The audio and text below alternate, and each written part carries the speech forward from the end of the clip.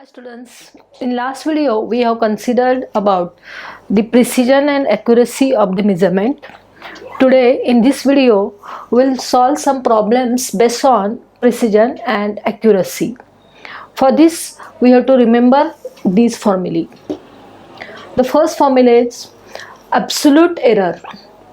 Absolute error is equal to observed value minus true value. Remember, accuracy is measured in terms of error. Absolute error is equal to observed value minus true value. What is true value? It is exact value or real value, and observed value we have obtained in the observations. So the difference between these two is called as absolute error.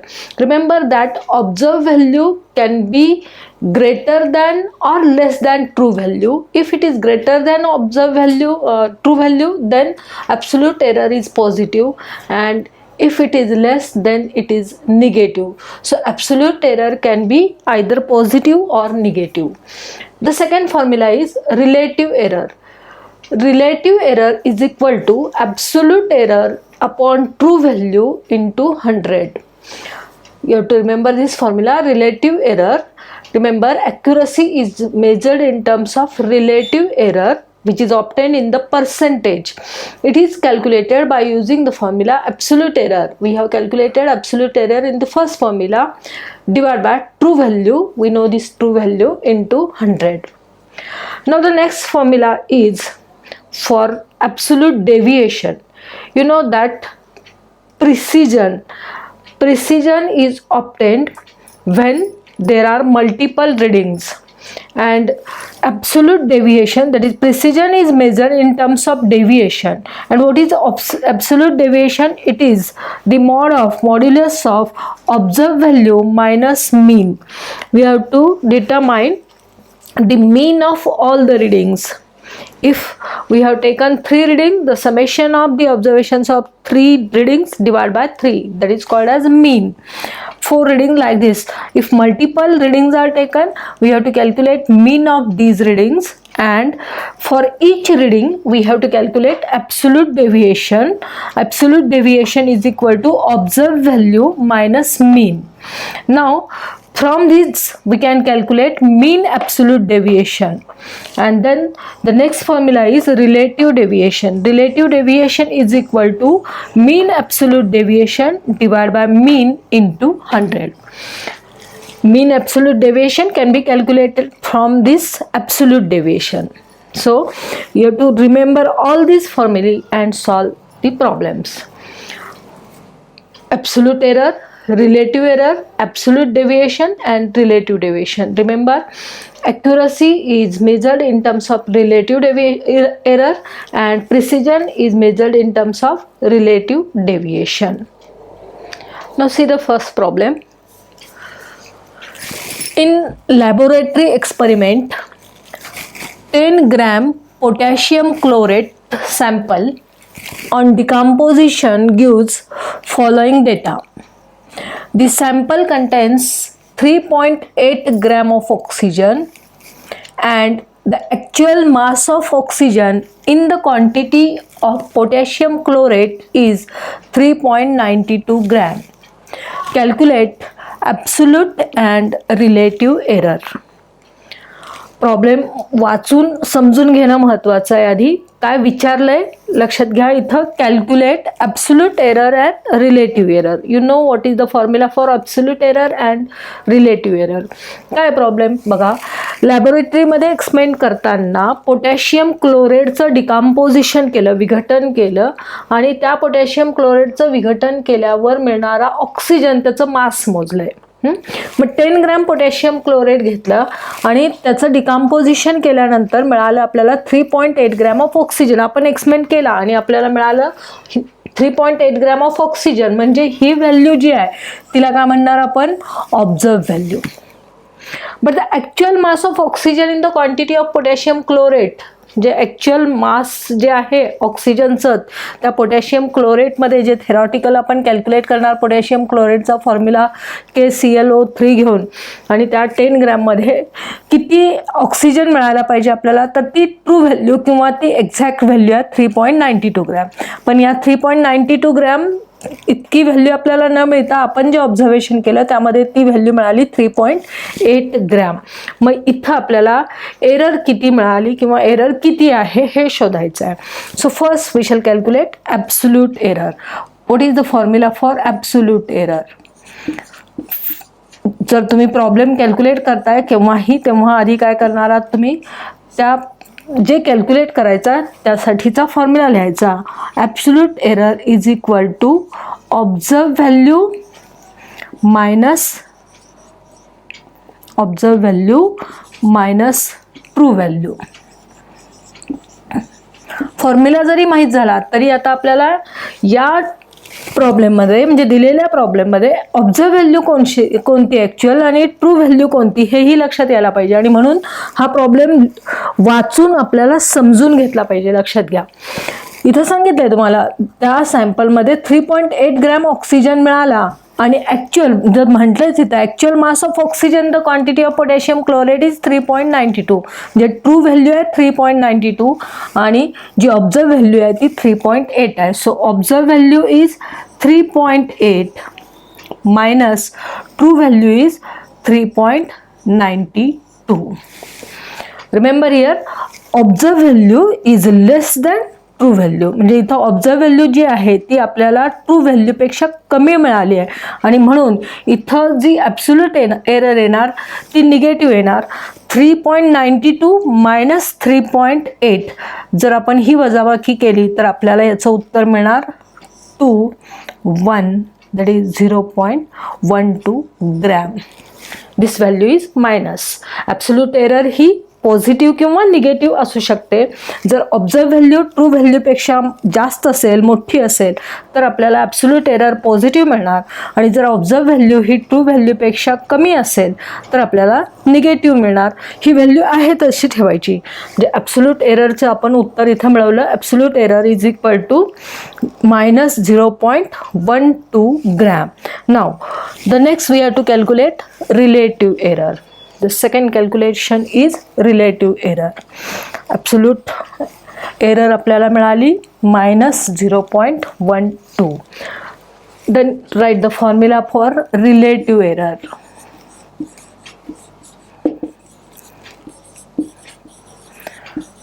Is equal to absolute error. फॉर्म्युले लक्षात ठेवावेत लागणार आहेत आणि या टॉपिकमध्ये लक्षात घ्या जास्तीत जास्त प्रॉब्लेम्स आपल्याला सॉल्व करायचे आहेत. Absolute error divided by true value into 100. Relative error is equal to absolute error upon true value into 100. What is absolute error? We have calculated in the first part. It is minus 0.12 divided by true value. This is given 3.92 into 100. Minus 0.12 divided by 3.92 into 100. This calculation we can do by using log table. आता इथं सुद्धा relative error तुम्हाला negative मिळणार, म्हणजे त्यामुळे ही value तुम्हाला इथं negative मिळणार आणि हे जे कॅल्क्युलेशन आहे 0.12 डिवाइड बाय 3.92 हे कॅल्क्युलेशन आपण लॉग टेबलच्या साहाय्याने करूया. लॉग टेबलसाठी कुठल्याही संख्येचं कसा बघायचं आणि लॉग टेबल अँटीलॉग वापरून आपण कसं कॅल्क्युलेशन करायचं यासाठी मी माझे व्हिडिओ तयार केलेले आहेत. तुम्हाला ते व्हिडिओ जर तुम्ही माझ्या चॅनलला सबस्क्राईब केलं तर प्लेलिस्ट मिळेल. लॉगची 4 व्हिडिओज आहेत, ते बघा आणि त्या दृष्टीने तुम्हाला ती प्रॅक्टिस करता येईल. 0.12चा लॉग आपल्याला बघायचा आहे आधी. ह्या लॉगच्या व्हॅल्यूज आपण इथं बाजूला लिहूया. 0.12ची कॅरेक्टरिस्टिक येणार बार 1 आणि जर तुम्ही 12चा लॉग बघितला तर तो मिळेल 0.792 सॉरी बार 1.0792 डिवाइड बाय 3.92 आहे. म्हणजे इथं काय करणार लॉगची आपण वजाबाकी करणार. वजा 3.92ची कॅरेक्टरिस्टिक आहे 0 आणि 39चा 2 खाली जर आपण लॉग बघितला तर त्याचं उत्तर तुम्हाला मिळेल 5933. ही वजाबाकी करूया आपण. 9 3 12, 5 9 आणि 8 17, 6 आणि 4 10, हा आजचा 1. 0 + 1 1, bar 1 -1 that is equal to bar 2. Bar 1 -1 bar 2. मग आता इथं काय करायचं, याचा अँटीलॉग बघायचा. 48चा 5 आणि 9 मीन डिफरन्स तो तुम्हाला मिळतो 30 64. इथं लिहूया आपण 30 64. आणि आपल्याला या संख्येची कॅरेक्टरिस्टिक पाहिजे बार 2, म्हणजे ही संख्या आपण लिहिणार दशांश चिन्हाच्या पुढं आणखी एक शून्य यायला पाहिजे. -0.03064 हे याचं उत्तर आलं इंटू 100. याला आपण गुणूया 100 गुणताना 100चा लॉग मी बघितला नाही किंवा हे कॅल्क्युलेशनमध्ये 100 घेतलं नाही तिथं लॉगमध्ये, कारण डायरेक्ट आपण इथं 100 गुणू शकतो. 100 गुणलं दशांश चिन्ह 2 घरं पुढं जाईल and that is equal to -3.064%. So relative error is equal to -3.064%. This is the answer. Remember, like this you can calculate absolute error and relative error. Absolute error is equal to observed value minus true value, and relative error is equal to, you have to remember this formula and then do the calculations. दूसरा problem बघूया आपण. बघा, the 3 identical samples of potassium chlorate are decomposed. 3 सारखेच samples potassium क्लोरेटचे decompose केले आणि 3 observations मिळवली आपण वेगवेगळी. सांगितलं ॲक्युरसीसाठी आपण काय करतो, एकापेक्षा जास्त रिडिंग्स घेतो. मग आपण काय केलं, 3दा रिडिंग घेतलं, त्याच प्रकारचं पोटॅशियम क्लोरेटचं सॅम्पल घेतलं आहे आणि 3दा डिकम्पोजिशन केलं. तर mass of oxygen is determined to be, पहिल्यांदा केलं 3.87 ग्रॅम मिळालं ऑब्झर्वेशन आपल्याला. ऑक्सिजनचं दुसऱ्यांदा व्हॉल्यूम मिळालं 3.95 ग्रॅम आणि तिसऱ्या सॅम्पलमध्ये ऑक्सिजनचं मास मिळालं 3.89 gram for this set. Calculate the absolute deviation and relative deviation. Absolute deviation आणि रिलेटिव्ह डेव्हिएशन कॅल्क्युलेट करा असा प्रश्न आहे. मग आता ॲब्सोल्यूट डेव्हिएशन किंवा रिलेटिव्ह डेव्हिएशनसाठी आपल्याला आधी काय कॅल्क्युलेट करावं लागणार, या 3 ज्या ऑब्झर्वेशन्स मिळालेल्या आहेत आपल्याला त्याचा मीन कॅल्क्युलेट करावा लागणार. 3.87 पहिलं रिडिंग होतं, त्यानंतर 3.95 आणि त्यानंतर 3.89. सो मीन ऑफ दीज, मीन म्हणजे ज्याला आपण सरासरी म्हणतो, सरासरी कशी काढतो आपण, त्या सगळ्या ऑब्झर्वेशनची बेरीज येणार. 3.87 प्लस 3.95 प्लस 3.89 आणि ही 3 ऑब्झर्वेशन्स आहेत आणि त्यामुळे डिवाइड बाय 3 ही मिळवणार आपण या ऑब्झर्वेशनची सरासरी. 9 आणि 5 14 आणि 7 21, 8 आणि 2 10 आणि 9 19 आणि 8 27, 3 आणि 2 5 आणि 3 8 आणि 3 11 भागिले 3. 3 भागू शकतो आपण, पाढा येतो आपल्याला. 3 त्रिक 9 उरले 2 7, 3 9 27 आणि 0.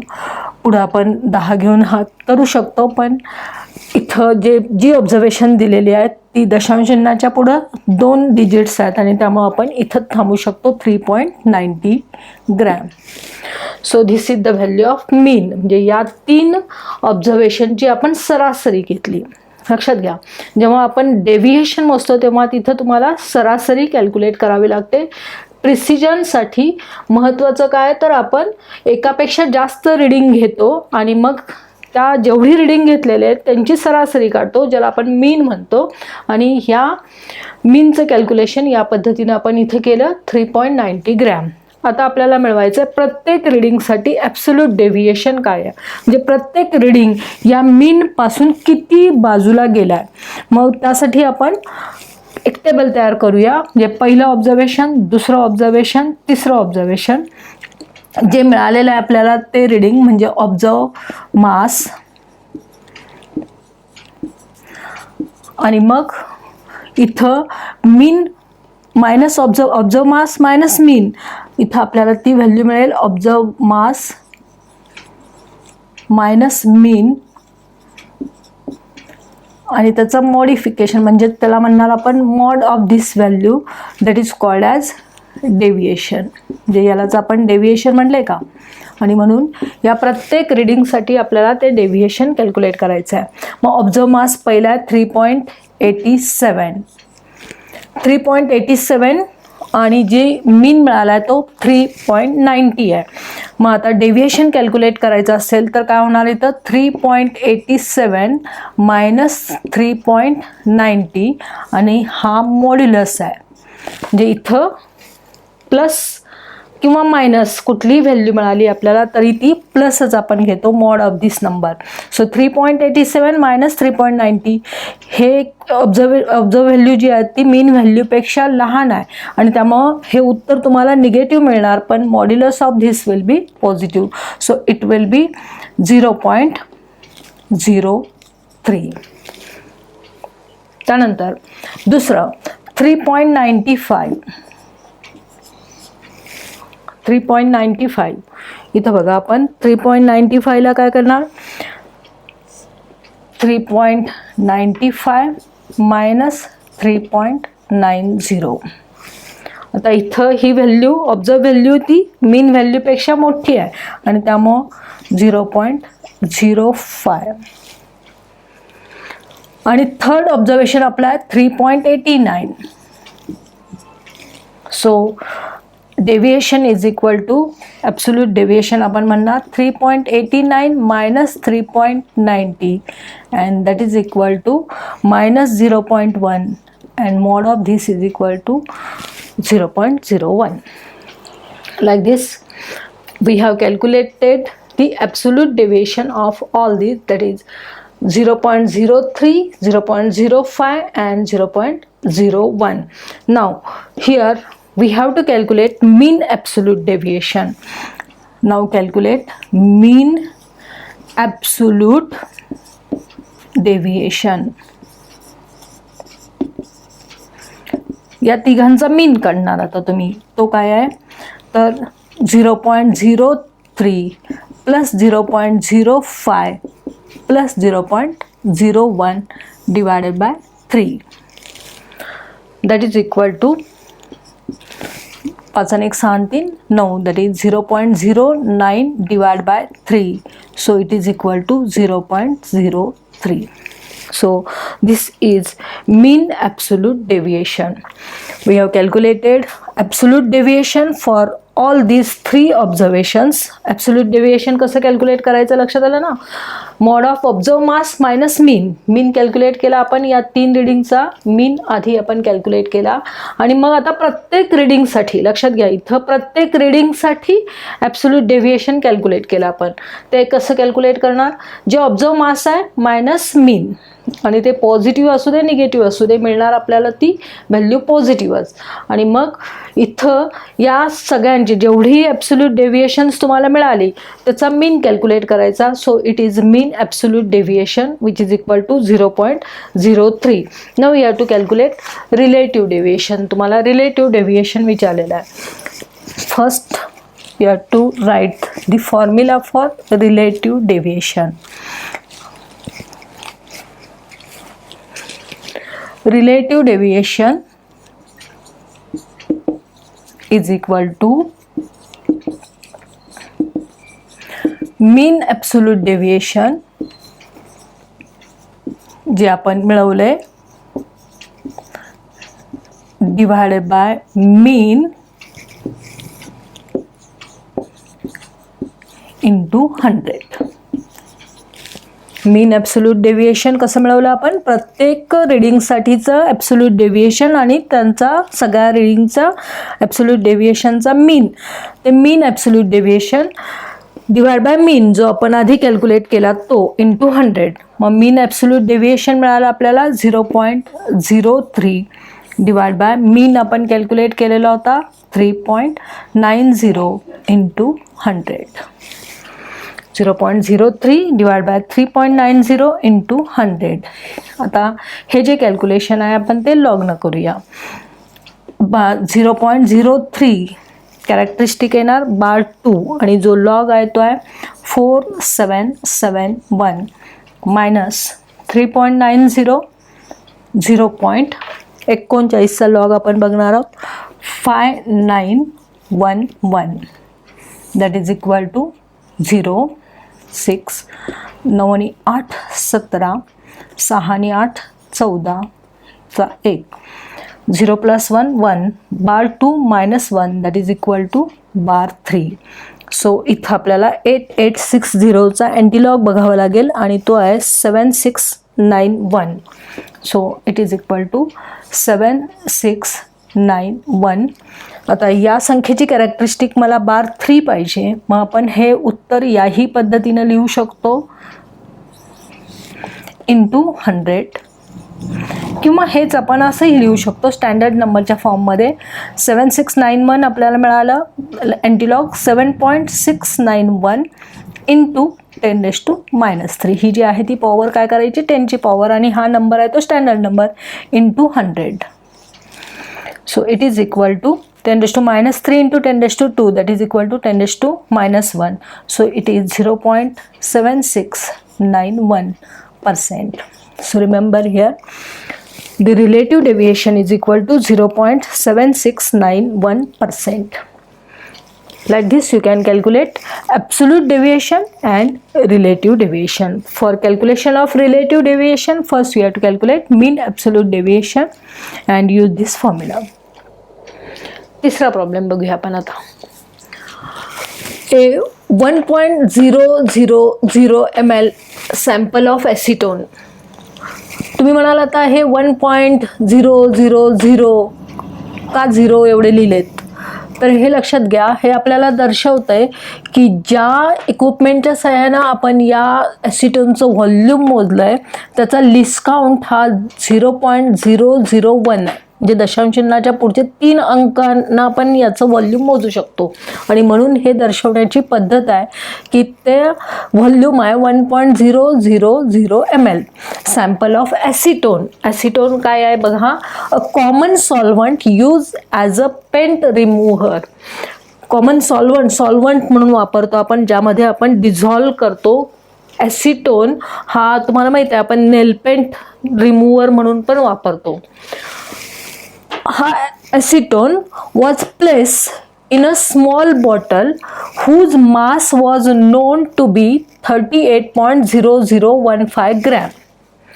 म्हणजे इथं लक्षात घ्या या वाक्याचा अर्थ 1.00 ml सॅम्पल ऑफ ॲसिटोन आपण व्हॉल्यूम घेतलं त्या ॲसिटोनचं ते आहे 1 ml आणि ते कशामध्ये घेतलं एका स्मॉल बॉटलमध्ये एका छोट्या बॉटलमध्ये घेतलं जिचं मास आहे 38.0015. म्हणजे जी रिकामी बॉटल आपण घेतली तर तिचं मास 38.0015 आहे आणि ते मास म्हणजे ते जे व्हॉल्यूम आहे आपण ॲसिटोनचं ते त्या बॉटलमध्ये आपण फिल केलं. The following values were obtain when acetone was filled with this 1 ml sample.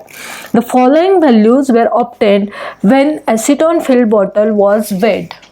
How would you characterize the precision and accuracy if the actual mass is 0.7791 gram? म्हणजे जे ॲक्च्युअल व्हॅल्यू आहे जे ॲसिटोनचं मास असायला पाहिजे ॲक्च्युअल ते किती आहे 0.7791 ग्रॅम आहे. पण आपल्याला जे व्हॅल्यू मिळालेली आहे ती दिलेली आहेत 3 व्हॅल्यूज आपल्याला दिलेल्या आहेत. त्या 3 व्हॅल्यूज आहेत म्हणजे पहिलं ऑब्झर्वेशन मिळालं ते होतं 38.7798 ग्रॅम. दुसरं ऑब्झर्वेशन जेव्हा आपण घेतलं तेव्हा ते मिळालं 38.7795 ग्रॅम. आणि तिसरं ऑब्झर्वेशन मिळालं जे दिलेलंच आहे तुम्हाला 38.7801 ग्रॅम. लक्षात आलं बघा. आधी या प्रॉब्लेमचा अर्थ लक्षात आला. काय केलं होतं आपण, 1 ml ॲसिटोन घेतलं. ml म्हणजे व्हॉल्यूम मोजले आपण आणि त्याचं मास वेगळं असणार आहे. 1 mlचं जे ॲसिटोनचं मास आहे ते ॲक्च्युअल आहे 0.7791. पण आपण आता काय करणार, तो एक्सपेरिमेंट केला, आपण मास मोजलं. ते कसं मोजलं तर एक बॉटल घेतली आपण, जी रिकामी बॉटल घेतली तिचं मास दिलेलं आहे आणि त्या बॉटलमध्ये ते ॲसिटोन ओतल्यानंतर त्याचं मास घेतलं आणि 3 वेळा आपण ऑब्झर्वेशन घेतलं आणि या ऑब्झर्वेशनमध्ये आपल्याला अशी 3 ऑब्झर्वेशन्स मिळाली. तर प्रश्न काय आहे, how would you characterise the precision and accuracy of if the actual mass is given. जे तुम्ही ज्या एक्सपेरिमेंट केला आहे त्या किती ॲक्युरेट आहे आणि किती प्रिसिजन आहे. प्रिसिजन म्हणजे 2 रिडिंगमध्ये जास्तीत जास्त आपल्याला डिफरन्स कमी असेल तर ती हाय प्रिसिजन आहे असं आपण म्हणू शकणार आहे. मग इथं या प्रश्नाचा अर्थ लक्षात घ्या.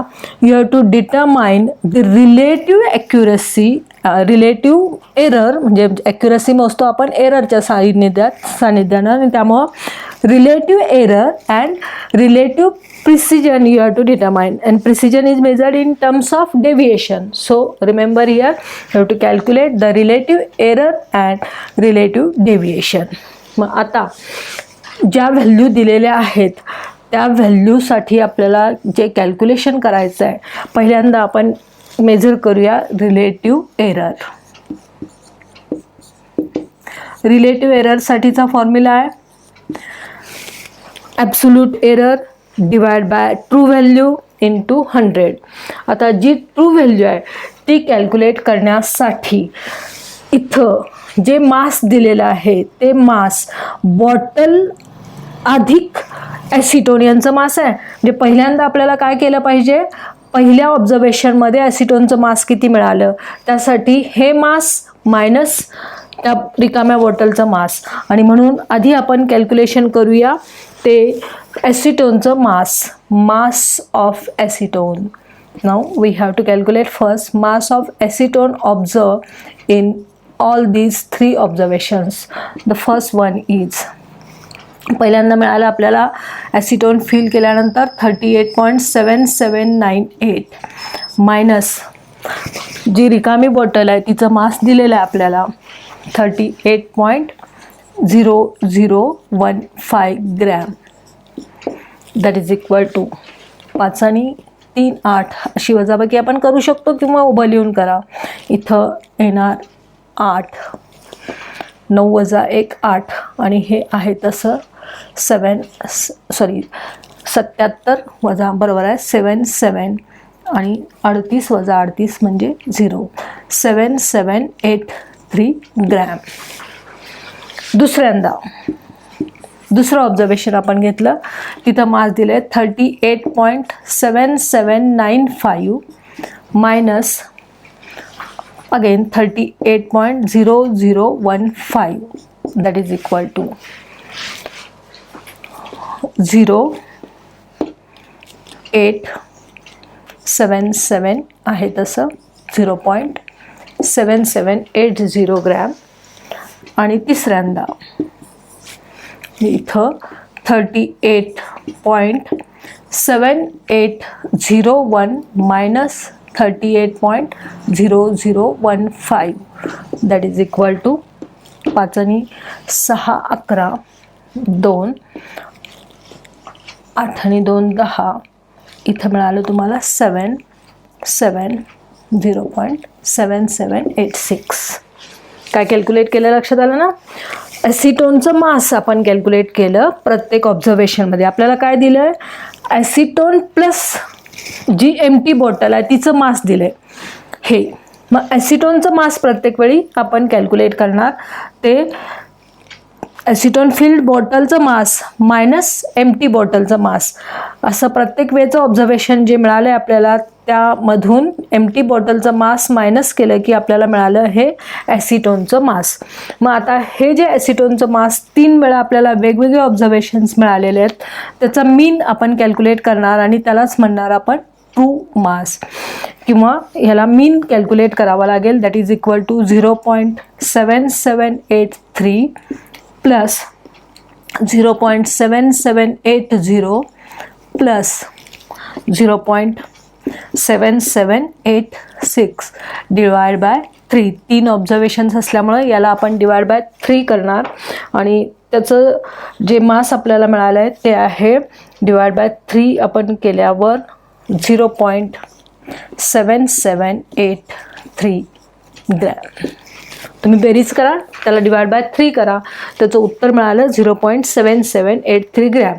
जे मीन व्हॅल्यू, जे ऑब्झर्वेशन आपल्याला मिळालं, आता आपण म्हणूया जे प्रिसिजनसाठी तुम्हाला ही मीन व्हॅल्यू कॅल्क्युलेट करावीच लागणार आहे.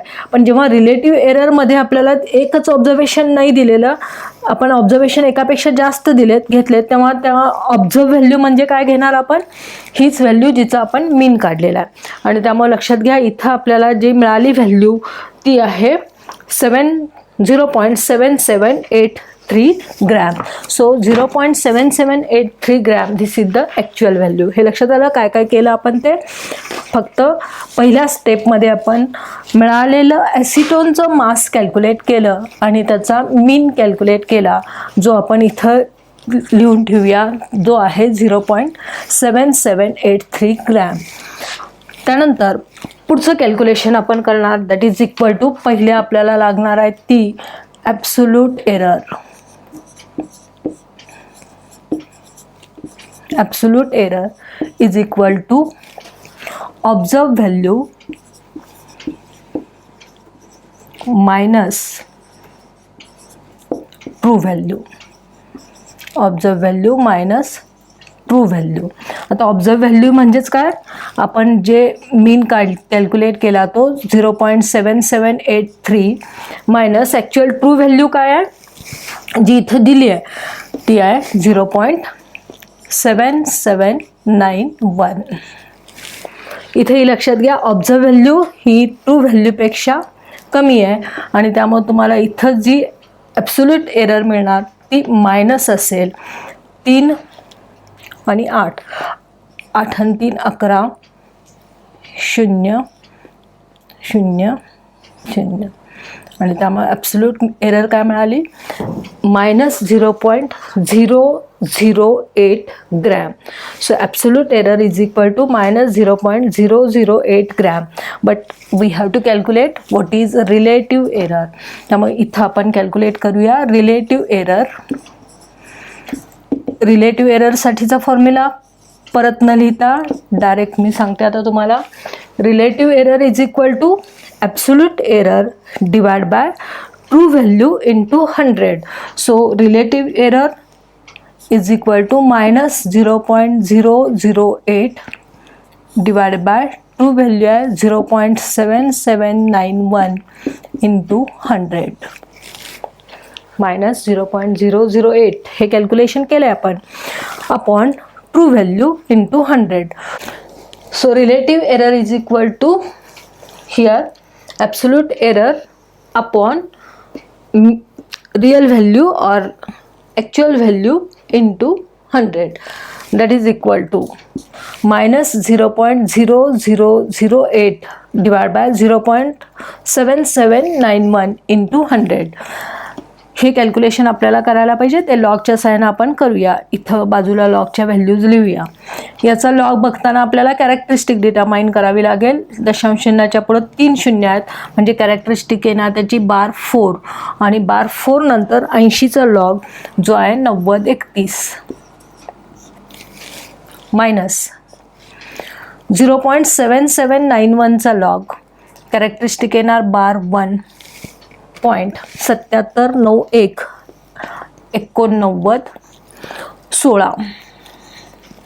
ही वजाबाकी करूया. 6 आणि 5 11 ह्याचा 1 1 9 आणि 1 10 0 इथं हातचा येणार नाही. आता इथं लक्षात घ्या, बार 4 मायनस बार 1 म्हणजेच काय, -4 -1 म्हणजे हे होणार -1, -4 + 1 म्हणजेच -3. त्यामुळे इथं बार 3.0115. तर याचा अँटीलॉग बघायचा. 0115चा अँटीलॉग आपण बघितला तर तो आहे 1027. आणि या संख्येची कॅरेक्टरिस्टिक काय पाहिजे मला, बार 3 पाहिजे. म्हणजेच इथं काय येईल, 0.001027 × 100. किंवा हेच कसं लिहिणार आपण, 0.001027 हेच लिहिताना आपण अँटीलॉग बघितला 1027, याला स्टँडर्ड फॉर्ममध्ये लिहिलं इंटू 10ची पॉवर जी आहे ती -3 × 10⁻². 100 म्हणजेच 10⁻². So it is equal to 10⁻⁻1. So 1.027 × 10⁻⁻1 म्हणजेच काय ना, 0.1027%. So remember, absolute error is equal to this much. Relative error, negative sign इथं आपल्याला घ्यायला पाहिजे. रिलेटिव्ह एरर ही निगेटिव्ह मिळाली आपल्याला. So relative error is equal to absolute error divide by true value into 100. Like this you can calculate the absolute error. Now विचारले आपल्याला, what is the precision also, how will you characterise the precision also. So again we have to determine what is the mean deviation. तर प्रत्येकासाठी आपल्याला मीन deviation काढायचं, म्हणजे absolute deviation काढायचं आणि त्यासाठी मीन डेव्हिएशन काढायचं. मग प्रत्येका वेळी जी व्हॅल्यू मिळाली आहे तुम्हाला, इथं जी ॲसिटोनची व्हॅल्यू मिळालेली होती ती पहिल्या कॅल्क्युलेशनमध्ये आपण मिळवली होती 0.7783. दुसऱ्यामध्ये आपण मिळवली होती 0.7780 ग्रॅम आणि तिसऱ्यामध्ये ती मिळवली होती 0.7786 ग्रॅम. बरं, या सगळ्यांचा मीन काढला आणि तो मिळालेला होता आपल्याला 0.7783 ग्रॅम. ह्या तिघांची बेरीज केली, डिवाइड बाय 3 पहिल्या स्टेपमध्ये केलेलं होतं बघा कॅल्क्युलेशन आपण, आणि त्याचा मीन होता 0.7783 ग्रॅम. आता प्रत्येकासाठी ॲब्सोल्यूट डेव्हिएशन काढायचं. कसं ॲब्सोल्यूट डेव्हिएशन काढणार आपण, ऑब्झर्व व्हॅल्यू मायनस मीन आणि त्याचा mod. 0.7783 minus 0.7783. So absolute deviation आपल्याला प्रत्येकासाठी मिळत जाईल, जे आपण इथं लिहूया. ॲब्सोल्यूट डेव्हिएशन ह्या पहिल्या रिडिंगसाठी मिळणार ही व्हॅल्यू वजाबाकी केली ती आहे 0 आणि ती लिहिताना आपण 0.0000 अशी लिहिणार. का लिहिणार, कारण या जो आपण इक्विपमेंट वापरले तिथं त्याचा लिस्ट काउंट आपण या पद्धतीने घेतला म्हणून 0.000 प्लस इथं 0.7780 मायनस 0.7783. म्हणजे इथं यातून हे वजा केलं की उत्तर मिळणार आपल्याला जे असेल ते निगेटिव्ह असेल, पण त्याला आपण पॉझिटिव्ह लिहिणार. 7783 मायनस 7780 म्हणजे हे उत्तर मिळेल 0.0003. 0.7786 मायनस 0.7783 हे उत्तर पॉझिटिव्ह मिळेल आणि तेही उत्तर काय असेल 0.0003. चला, these are called as absolute deviation. आता मीन डेव्हिएशन काय करणार आपण, या ॲब्सोल्यूट डेव्हिएशनची बेरीज भागिले 3 रिडिंग्ज आहेत म्हणून.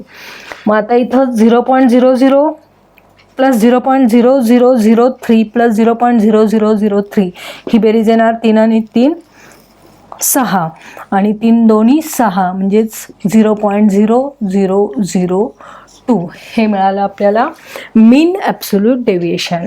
लक्षात घ्या, this is mean absolute deviation which is equal to 0.0002. कसं कॅल्क्युलेट केलं ते आपण, प्रत्येक रिडिंग मायनस मीन जो मिळाला आहे तो. त्यानंतर आपण कॅल्क्युलेट करूया relative deviation. So relative deviation is equal to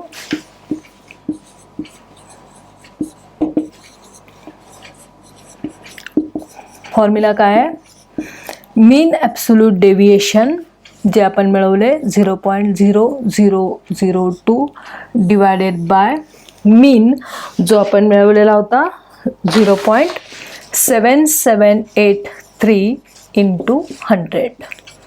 चला फॉर्म्युला इज रिलेटिव्ह डेविएशनसाठीचा फॉर्म्युला काय आहे, mean absolute deviation divide by mean into 100. आता हे कॅल्क्युलेशन आपण करूया. इथं सुद्धा लॉगचा वापर करावा लागेल. And so it is equal to 0.0002 characteristic येणार बार 4, 20चा लॉग 3010 मायनस ह्याची कॅरेक्टरिस्टिक येणार बार 1.8912. ही वजाबाकी करा. 8, 2 आणि 9 11, 10 0, 8 आणि 5 13, ह्याचा 1, bar 1 + 1 0, bar 4 - 0 that is equal to बार 4. याचा अँटीलॉग बघा 50 9 8 आणि त्याचा अँटीलॉग आपल्याला मिळेल 25 69. आता बार 4 म्हणजेच काय येईल 2.569 into 10⁻⁴ into 100 that is equal to 10⁻². So it is equal to 2569 into 10⁻² किंवा हेच उत्तर आपण लिहू शकतो that is equal to 0.02569. This is the relative deviation. लक्षात आलं, हा एवढा मोठा प्रॉब्लेम आहे, पण यात सगळ्या टर्म्स तुमच्या क्लिअर झालेत का बघा. हे फक्त या प्रॉब्लेममध्ये आपण सुरुवातीला ती म्हणजे एम्प्टी बॉटलचं मास आणि हे त्या ॲसिटोन फिल झाल्यानंतरचं मास हे कॅल्क्युलेशन केल्यामुळं थोडासा किचकटपणा वाढलेला असेल, पण तुम्हाला समजून घेतला पाहिजे हा प्रॉब्लेम.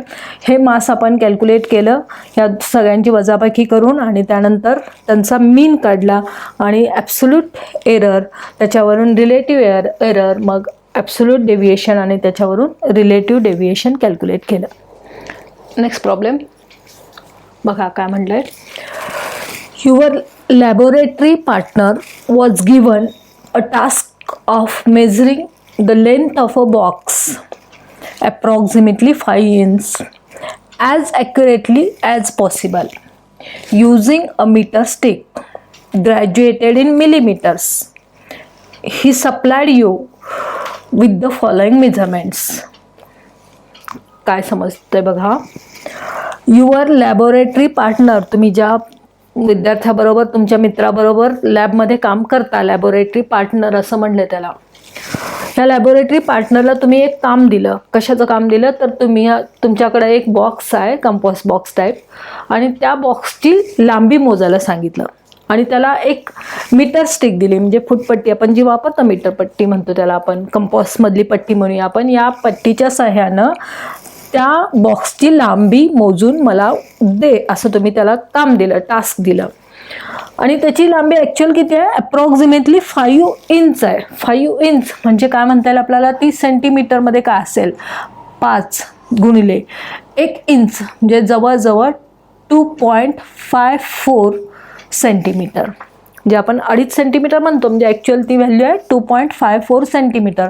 मग 5 इंच जे सेंटीमीटरमध्ये ती व्हॅल्यू काय असेल, 25 5 5 25 अधिक 2 27 5 2 10, म्हणजे ही जी लांबी आहे ती 12.7 सेंटीमीटर आहे, जवळजवळ 12.7 सेंटीमीटर इतकी आहे. जे तुम्ही जे बॉक्स म्हटलं आपण, जो बॉक्स याची लांबी मोजायला दिली आहे त्या बॉक्सची लांबी ही अप्रॉक्सिमेटली 12.7 सेंटीमीटर आहे. तुम्ही तुमच्या मित्राला एक कंपॉसमधली आपल्या पट्टी दिली आणि त्याला सांगितलं की याची लांबी मोज आणि मला तुझे रिझल्ट काय असतील ते दे. त्यानं तुम्हाला हे रिझल्ट दिले. फॉलोइंग मेजरमेंट्स किती कुठले दिले बघा, 12.65 centimetre, 12.6 centimetre, 12.65 centimetre, 12.655 centimetre, 126.55 millimetre आणि 12 सेंटीमीटर. त्यानं एवढी ऑब्झर्वेशन घेतली, 6 वेळा मोजलं ते आणि प्रत्येक वेळी त्यानं तुम्हाला वेगवेगळ्या ऑब्झर्वेशन दिलं, 2 सारखी सोडून.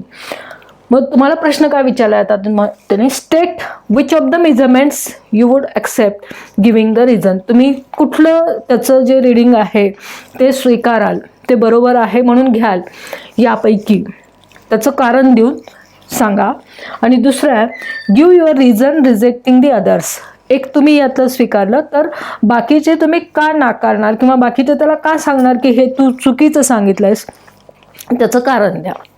मग आपण बघूया आपल्याला ॲक्च्युअल त्याची लांबी किती पाहिजे. तुम्ही जे बॉक्स दिला आहे त्या बॉक्सची लांबी जी आहे ती 12.7 सेंटीमीटर आहे आणि त्याने उत्तरं तुम्हाला ही दिलेत. यात एक पण उत्तर तुम्हाला 12.7 सेंटीमीटर दिसत नाही. यातलं कुठलं एक उत्तर तुम्ही बरोबर म्हणून स्वीकारला, त्याच्या जवळपास असणार आहे. मग आता लक्षात घ्या, यात 2-3 क्लूज तुम्हाला दिलेले आहेत. ती मीटर स्टिक आहे आणि ती ग्रॅज्युएटेड इन मिलीमीटर्स आहे, म्हणजे ती मिलीमीटर्समध्ये ग्रॅज्युएट केले. तुम्ही जर कंपासमधली तुमच्या पट्टी बघितली तर समजा आपण ही कंपासमधली पट्टी घेऊया. इथं 12 अंक आहे, इथं 13 अंक आहे, तर तुम्हाला 12.1, 12.2, 12.3, 12.4, हा 12.5, 12.6, 12.7, 12.8, 12.9 आणि 13 हे ग्रॅज्युएशन मिळणार. म्हणजे जी मीटर पट्टी आहे त्या मीटर पट्टीच्या सहाय्यानं आपण कमीत कमी लांबी मोजू शकतो. ती किती आहे? 0.1 सेंटीमीटर. जी कमीत कमी लांबी मोजू शकतो ती किती आहे? 0.1 सेंटीमीटर आहे. 0.01 मोजणार का आपण? 0.001 मोजणार का? नाही मोजणार. मग इथं सांगा, जर या पट्टीची, या मीटर पट्टीची तुम्ही जी त्याला सप्लाय केली आहे त्याचा लिस्ट काउंट 0.1 असेल तर त्यानं जी उत्तर तुम्हाला दिलेत 12.65 हे करेक्ट असेल का? त्यानं थाप मारली आहे. समजा लांबी इथपर्यंत आहे, 12.6 आणि 7च्या मध्ये आहे, तर त्यानं 12.6 किंवा 12.7 हे उत्तर लिहायला पाहिजे होतं, पण त्यानं काय लिहिलं? 12.65 सेंटीमीटर. मग आपण जी मीटरपट्टी त्याला दिलेली आहे त्या मीटरपट्टीच्या सहाय्यानं हे उत्तर तो देऊ शकेल का? आपल्याला नाही. आणि त्यामुळे हे उत्तर त्याचं आपण रिजेक्ट करणार. आणि त्यामुळे इथं पण 12.65 जे उत्तर आहे दुसरं तेही रिजेक्ट होईल. इथेही बघा 12.655 सेंटीमीटर म्हणलं आहे, म्हणजे त्यानं त्या पट्टीचं लिस्ट काउंट काय केला? त्या मनानंच आपण सांगितलं त्यानं 12.6च्या पुढे आहे आणि 12.7च्या मध्ये आहे. 12.6 आणि 7च्या मध्ये त्याला कुठंतरी रिडिंग मिळणार, पण त्यानं हे मनानंच लिहिलं आणि त्यामुळे हेही उत्तर रिजेक्ट करणार आपण. इथं 126.55 मिलीमीटर म्हणजेच काय झालं? 12.655 सेंटीमीटर आणखी. म्हणजेच इथंही असंच झालं, दशांशनाच्या पुढं 3 अंक आले आणि त्याचं लिस्ट काउंट म्हणजेच 0.001 आहे, जी पट्टी आपण दिलेलीच नाही आहे. आणि त्यानंतर 12 सेंटीमीटर हे उत्तर स्वीकारू शकतो आपण. आणि हे एक उत्तर राहिलं आपल्याकडं 12.6 आणि 12 सेंटीमीटर. हेही उत्तर जर त्यानं 12.0 लिहिलं असतं तर आपल्याला सांगता आलं. इथं 12 सेंटीमीटर लिहिलं, याचा अर्थ त्यांना जी मीटरपट्टी दिली आहे त्याचा लिस्ट काउंट 1 सेंटीमीटर आहे, पण ॲक्च्युअल तो किती आहे? 0.1 सेंटीमीटर आहे. आणि त्यामुळं इथं एकच उत्तर राहतं जे आपण स्वीकारू शकतो, जे 12.7च्या जवळ आहे, ते म्हणजे 12.6. लक्षात घ्या तुमच्या लिस्ट काउंट आणि त्यावरून आपण कसं ऑब्झर्वेशन लिहायचं ही पद्धत ही ह्या प्रॉब्लेममधून तुमच्या लक्षात येईल. ॲक्च्युअल त्या पट्टीची लांबी त्या म्हणजे बॉक्सची लांबी होती 12.7 सेंटीमीटर आणि तुम्हाला ऑब्झर्वेशन्स या पद्धतीनं लिहिलेली मिळाली, त्या मित्रानं तुमच्या दिली, पण त्यातलं करेक्ट उत्तर तुम्ही कुठलं स्वीकाराल? 12.6, कारण ते 12.7च्या जवळ आहे. बाकीची उत्तरं त्यानं तुम्हाला चुकीच्या पद्धतीनं दिलेली आहेत. हे लक्षात आलं असेल. त्यावरून आपण कुठल्याही इक्विपमेंटचा लिस्ट काउंट किती असेल त्या पद्धतीनं त्याचं ॲन्सर कसं द्यायचं ते सांगू शकतो.